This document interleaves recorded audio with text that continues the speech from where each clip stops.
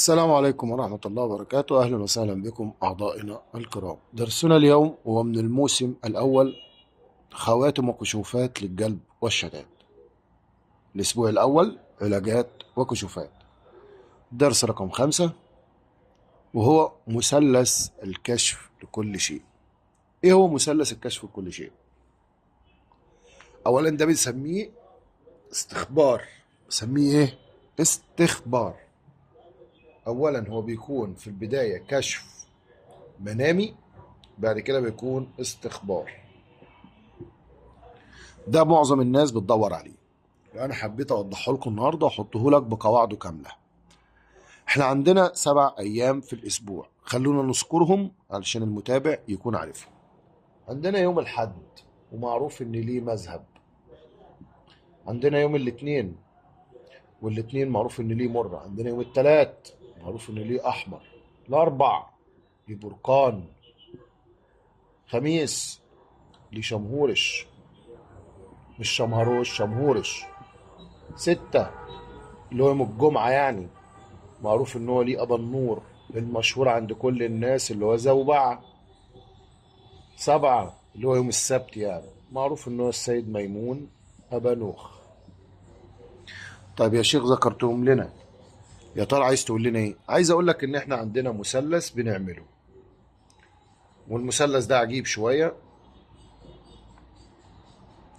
لو انا النهارده مثلا عايز اكشف، عايز اعرف من الاملاك دول على ايام الاسبوع ايه الاملاك الخير وايه املاك الشر، افهمك. يعني مرة مع بركان، الاتنين دول شياطين. افهموا المعلومة، يعني شياطين يعني واحد يهودي والتاني شيطان. وهو مرة شيطان، وبركان اليهودي غير مسلم، ده اسمه أبا العجائب كمان بركان. فهمتوني؟ ده اسمه أبا العجائب. فالاتنين دول بنستخدمهم في الكشوفات السفلية، في الكشوفات السفلية. فهمتوا؟ طيب، عندنا المذهب، وعندنا الأحمر، وعندنا أبا النور، وعندنا ميمون. عارفين دول مين؟ اللي انا بسميهم التلات دول بنسميهم في العلويات. يعني ايه علويات؟ يعني كشوفات عن العلاج والحكمة والأرضيين وما شابه. شمهورش ده لوحده قصة تانية خالص. شمهورش ده اللي بيديك أسرار الجن، بيديك أسرار عن الجن وقبائلها وأعوانها وتفاصيلها وكل حاجة. يعني لو بتسأل عن باب في السحر، بتسأل عن حاجة، عن اسم جن، عن كذا عن كذا، يدلك. طيب، ايه اللي عايز تقوله لنا؟ المسألة بسيطة جدا. هتاخد مذهب زي ما هو كده مذهب، والملك العلو بتاعه ويومه كوكبه القمر، تجمع الأربعة مع بعض وتاخد وتطرح منهم 12، تقسم على 3 والمفتاح وتعمر وفق. الغزالي. خلصت. الإطار بتاعه يكون باسم مذهب، زي ما انت شايف كده، مذهب مذهب. مفيش جبريل ميكائيل، مفيش دي خالص. الأملاك الأربعة لا، هو اسمه إطار، وكمان اسمه بيبقى هنا واسمه بيبقى هنا، عشان تبقوا فاهمين. مذهب في كل مكان. فهمتوني؟ تجمع المثلث وتكتب حوالين منه: اكشف لي وبين لي في منامي واخبرني بما اريد من كذا وكذا وكذا وكذا وكذا وكذا، سواء في العلاجات، في الكشوفات، في اي قطر عندك. حطه تحت راسك وتنام. تحطه تحت راسك وتنام، تصحى معاك الكشف. طبعا دي امور يفضل الكشوفات دي كنا بنعملها بيننا وبين الجن لما فتحت السمع والرؤية بعد فترة طبعا، وخلوات وأرباب الخلوات فاهمين.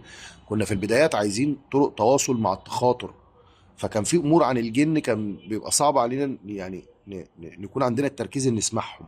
فكان كل جن يجي لنا في المنام، فمن هنا اتفتحت الباب ان انا لو عايز مذهب بحد عينه بعمل له طريقه بخليه يجيني يديني اللي انا عايزه، اساله في اي استفسار.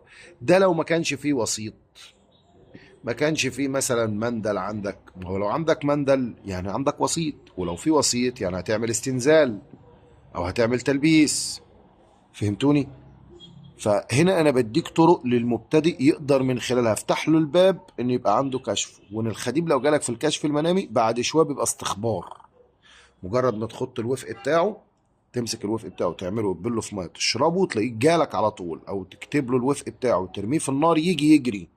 او الوفق بتاعه لو كان هو هواء تعلقه في الهواء يحضر في ساعتها، تنفخ في الوفق تلاقيه حضر. انا ياما شفت حاجات كتير مع شيوخ. والدي كان يجيب الورقة، وكان يجيب أبنور، وكان يعمل المثلث بنفس الطريقة اللي بقول لكم عليها، والله ما أنقذت شيء. بعد ما يعمل المثلث يمسك الورقة ينفخ يحضر على طول. ومرة تانية كان يكتب الوفق بتاع الأحمر يرميه في النار يحضر على طول في ساعتها. وفق تاني كان يعمله الميمون، يروح جاي حاطه في التراب بتاع الزرع، كان يبقى جنب منه قصرية التراب كده، الرماد بتاع المبخرة يعني. بس ما كانش بيحطه في رماد المبخرة، كان في قصرية زرع. قصرية الزرع اللي انا اقصدها دي بيبقى عندنا كده زي فخارة كده وحاطين فيها الورد، يعني زرع بتبقى عنده كده قصرية كده جنبه. كان يشيل شوية التراب ويحط الوفق يعملوا كده، يلف ليه حاضر جنب منه على طول.